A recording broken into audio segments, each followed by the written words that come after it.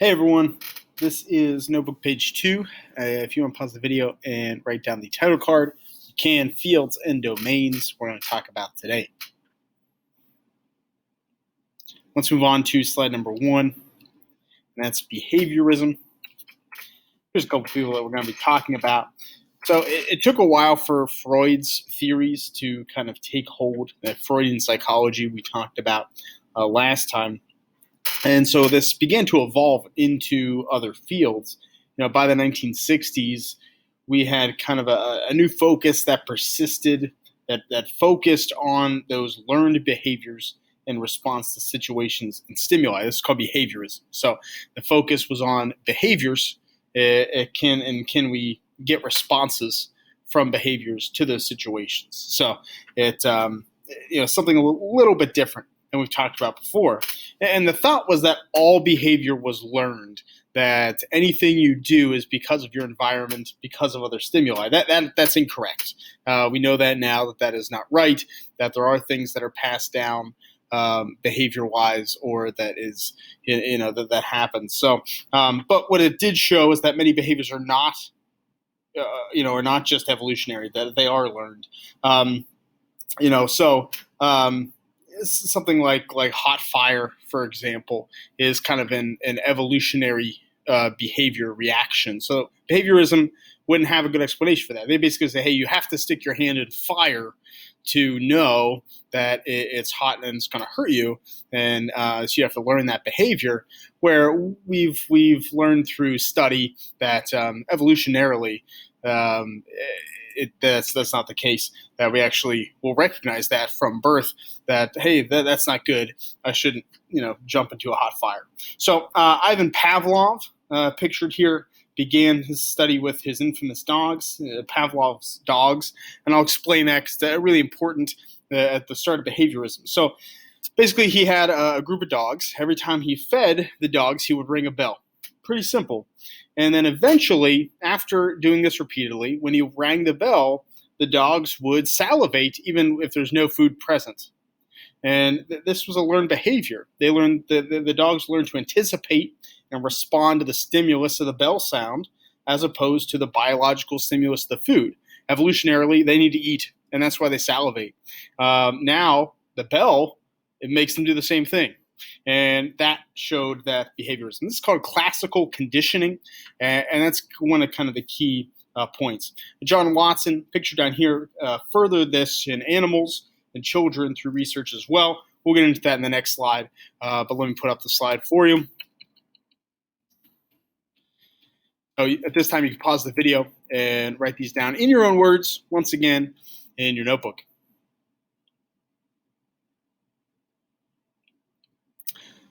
Let's continue to talk about behaviorism and move on to the next slide.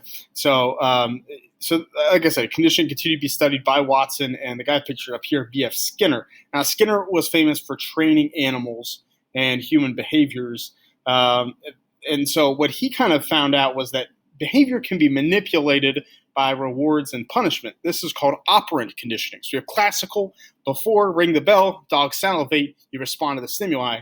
What Skinner found out is we can change behavior with rewards and punishment. So what he would do is he would teach rats how to press levers or to stand, and either give them kind of a positive reinforcement, which is adding something, or a negative reinforcement, which is taking something away. So if you're a rat and you push the lever, you get food. And so eventually, every time you click the lever, you get food. So that makes I want to hit the lever, right? So that's kind of the conditioning. Or if something is taken away, if you don't hit the lever, then you could get placed in a different section, something like that. So let me apply it to humans, because it can apply too. If a toddler receives more playing time for saying please and thank you, then they'll use polite words more frequently, and they're getting a reward. That's a positive reinforcement, operant conditioning. If a toddler is punished by taking away playing time, say putting them in timeout, when using bad words, then they're less likely to repeat that behavior. That would be a negative reinforcement. We're going to take something away from them because of the bad behavior. right? So behaviorists believe this kind of dictates all behavior, that you can operant or classical condition anything. It's not quite that simple because they ignored cognition, they ignored kind of brain function, the internal processes, but this is a big part and something we know through science is true and real. Now, Skinner believed that free will didn't even exist, that everything was learned. That's not true either, but that is behaviorism in a nutshell, that every single thing can be learned. So go ahead and take down the slide in your own words. I'll put it up here, and you can pause the video at this time.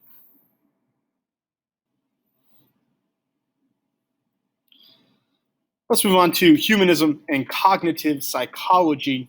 So this is Carl Rogers, and he believed that the other things were just too narrow, right? We're just studying behavior, or we're just studying, structuralism. And so he developed humanism, also in the late 60s. And this is basically that a person's basic needs and their kind of relational needs, so food, water, safety, acceptance. So we have kind of the humanistic biological needs of food and water, as well as the kind of social needs, that these drive behavioral and mental health. So if you're starving, can you focus in school? Can you focus at work? Carl Rogers says no. I think it would be really tough to do. I think you might be right there. So the big focus for humanism is acceptance and introspection that can fix many things. So those that lack emotional and social needs being met have problems. If you're not accepted, if you don't have friends, if you're not social, that's kind of the big piece. Obviously, we have the biological needs, but also that kind of social piece is key. Now, cognitive psychology is using the processes of the brain and using new instruments to see how the brain works and reacts. So it's separate from humanism. This is using PET scans, using MRIs, using EEGs. Let's see the brain activity. What happens in your brain when you see a cute puppy? What happens in your brain when you see a new baby? What happens in your brain when when you see a video of a terrible accident? That's what the focus is on. So how we process and retain information through internal and processes in physiology. So let me give you another example, a more concrete example. We've seen that pessimistic thought shows a reduction of serotonin and dopamine over a long course of time. Maybe it could even lead to depression, or vice versa. So that there is a chemical reaction, a cognitive reaction with certain thoughts, emotions, feelings. So learning is not innate or linked to experience in cognitive psychology. So it's very different from behaviorism, but one can learn through observation, through language, etc. So, back then in the 60s, mapping the brain seemed impossible, but it's something that we have done for the most part. But people felt like it would lead to understanding all behavior. If we mapped the brain and knew every part of it and every process that was happening, that we could understand all behavior. Wasn't true. We figured out most of those things, but there's still a piece to it. So all these pieces kind of work together, and that's kind of where we're at this point. So let me put up the slide. You can take this down in your own words, and I'll pause the video now.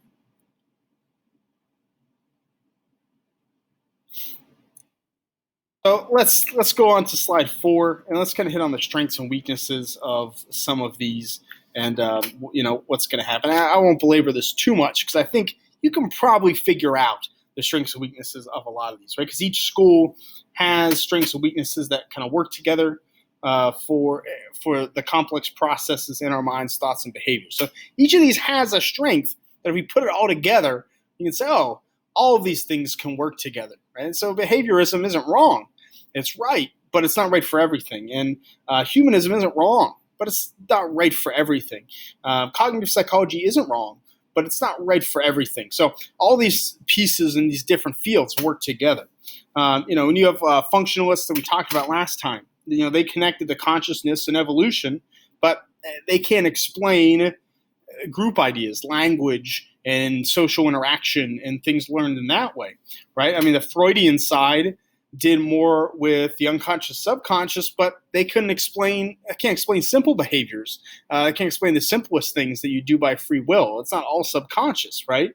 And behaviorists, they hit those simple behaviors. That's reward and operant conditioning and classical conditioning with reinforcement, but they couldn't explain some of the innate behaviors that we have, that we're born with, that we know happen. So all these work together. The functionalists with that cognitive psychology definitely need that subconscious piece. The Freudian psychology definitely needs the more conscious behaviorist piece, and the behaviorists, they definitely need more of that evolutionary piece. So all these need each other so we can get a full workup of that. So let me put up the slide here, and you can copy this now.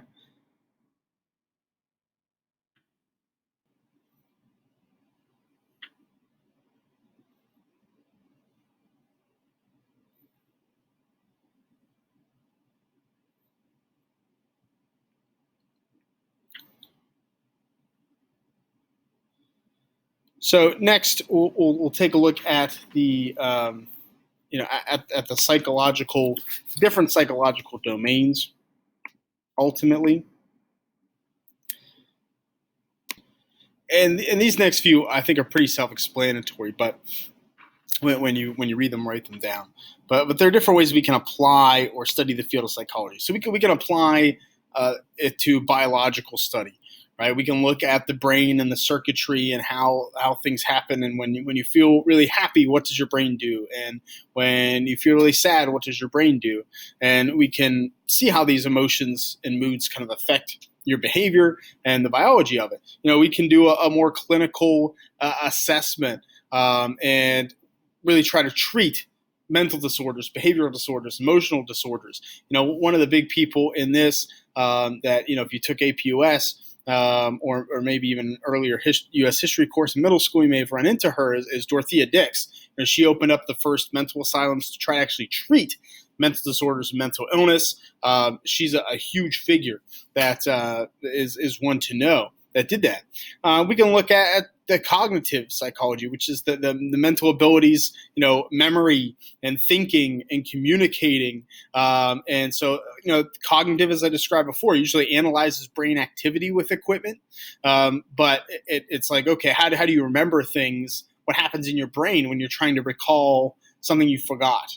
And we can kind of look at it that way. Counseling, right? Professionals that help people cope.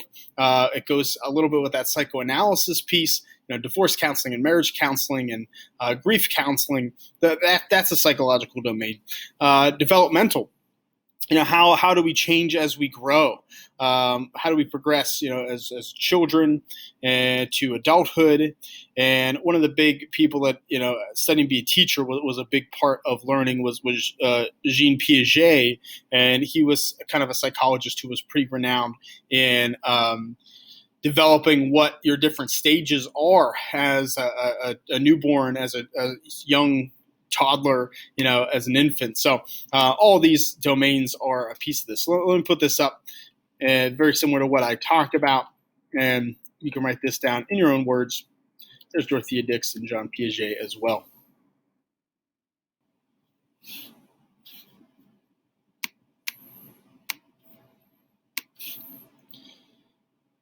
All right, let's continue on with some more psychological domains. So we're looking at the educational domain, right? We look at teaching, learning, how that works here in school. That's a big psychological domain.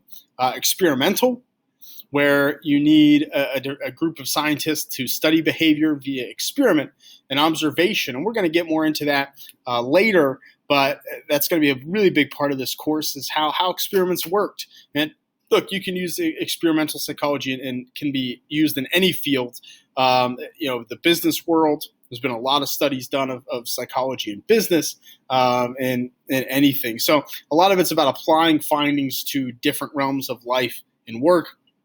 We have the positive field, that you try to kind of encourage acceptance of the positive parts of your life and being optimistic about the future. And that's what's going to help you, kind of a positive outlook psychology, something that's really interesting. Industrial organizational is trying to use kind of concepts to build the best business, right? How do you have good employees? How do you make them happy? How do you have them function better? Just do a better job. So that's a piece of it too. So let me put up the slide and hit on each of these in your notes, in your own words. Once again, feel free to pare these down in your own words so that you just have a good idea. All right, and we have just 4 more psychological domains that you want to have in your notes and able to go back to. Personality. So what are some consistent personality traits, just temperament and interest and things like that we can study that people had in 1000 CE and 2020 CE. What are the same things for that?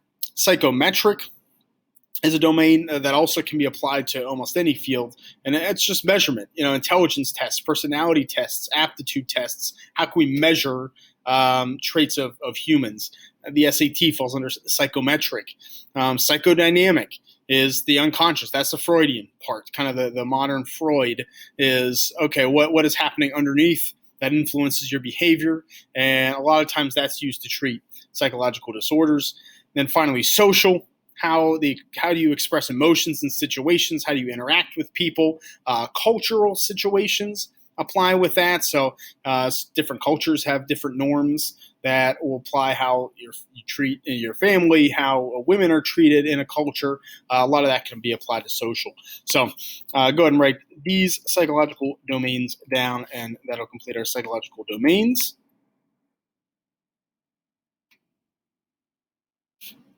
All right, we're going to move on to talk about some contemporary psychology. So contemporary psychology kind of recognizes the complexities of this. So today, that's what I'm talking about. Psychology today recognizes, hey, we have to use all these things together. We've kind of figured that out, right? The interplay of biological and cognitive factors and behavior factors all combine these different psychologies. And so what we've kind of seen is that, hey, we have inherited traits. Right? Evolutionary traits that exist. So something like a fear of snakes, that came from your ancestors. That came from the humanoids way back, that they saw snakes bite people and they got really hurt or died. So now we have a fear of snakes often. Fear of heights comes from that. First humans didn't know. You fall, you die. And now we know, and we have that fear. Internal processes, right? The cognitive, what's happening in the brain. And that's the EKGs, what's the brain activity. It's biological, what's kind of the chemicals and neurons doing. And then the social factors, the humanistic side. What do we do? Are our needs met? Social needs met. And so we also know that our brains are predisposed to organize objects into groups and no continuity, that we want to organize everything. I mentioned that last time.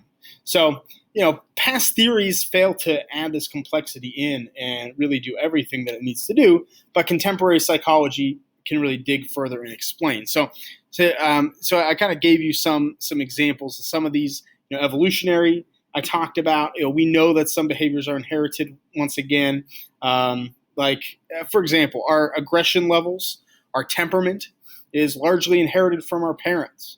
So if you are someone who has a bad temper, gets very angry, probably one or both of your parents do as well. This was done by actually twin studies and adoption studies, that even those babies adopted as newborn babies into new parents, they still have the temperament levels of their birth parents, no matter what. So that's an evolutionary aspect. Cognitive. I mentioned that pessimism can alter our neurochemistry and can lead to depression over long periods, drop serotonin, dopamine. It's cognitive. Biopsychosocial is a mix of kind of the biological and social factors. So we have biological hormones, testosterone can impact our aggression. We've seen that in mice, in primates, and in prison studies. We act differently with higher testosterone levels. Social. We act differently depending on who we're around. If you're around your friends, you act differently than you act with your family. If you're around strangers, you act differently than you act in a large group setting. That's been studied. And then Gestalt is that idea of driving to try to group things into parts or organize it in our mind. even if it's not truly there. So I'll get to Gestalt in a second to give you some examples, but let me have you write this down first, and in your own words. This will be the last slide to write down. There's a couple more I want to talk about here moving forward, though. All right, so you don't have to write anything down for these, but I want you to look at this is Gestalt, right? So you look at this. To me, especially A, C, and C, all of these. What you kind of look at, you see each image, but you're seeing more than is actually there, right? So each image has a separate object, but we can develop it. We see a triangle in image A. There's no triangle there. And there's just three of those black shapes, right? We could see kind of a pole being wrapped around in image B. Our mind is doing that. That doesn't exist. And C, there's a ball in the middle of those spikes that we see. That's not real. They're just spikes. Those are just cones drawn on a page. D, it kind of feels like that. It looks a little like the Loch Ness Monster to me in the water. But it's just three different shapes. Our mind is trying to organize these the way that we see it. That's what Gestalt is. That this is something that happens. So maybe you've seen images like this before, right? Because where you can see two different images. So you might see a saxophone player with a really big nose, or you might see a woman's face. But you can't see both simultaneously, right? You can kind of switch between them very quickly, but you always kind of see one. You can't fully see the woman's face. I can see kind of half the woman's face, but you can't fully see the whole picture. That's Gestalt. Your mind has to organize this photo into one thing. Here's another similar one, right? You can either see the vase in the middle or the two faces, neither simultaneously. Like I say, you can kind of switch back and forth, but you can't see them both at the same time. Even this image 4, we interpret as rows of white and black dots, but it's not. It's not necessarily rows, right? These are 36 dots independently, but first thing you think of is, we got rows. So that's what Gestalt is. I think some of these images are interesting, things you've seen before, but your mind has to do the work. So there's kind of the next step in that's the second notebook page, and we'll continue on from there. Thank you.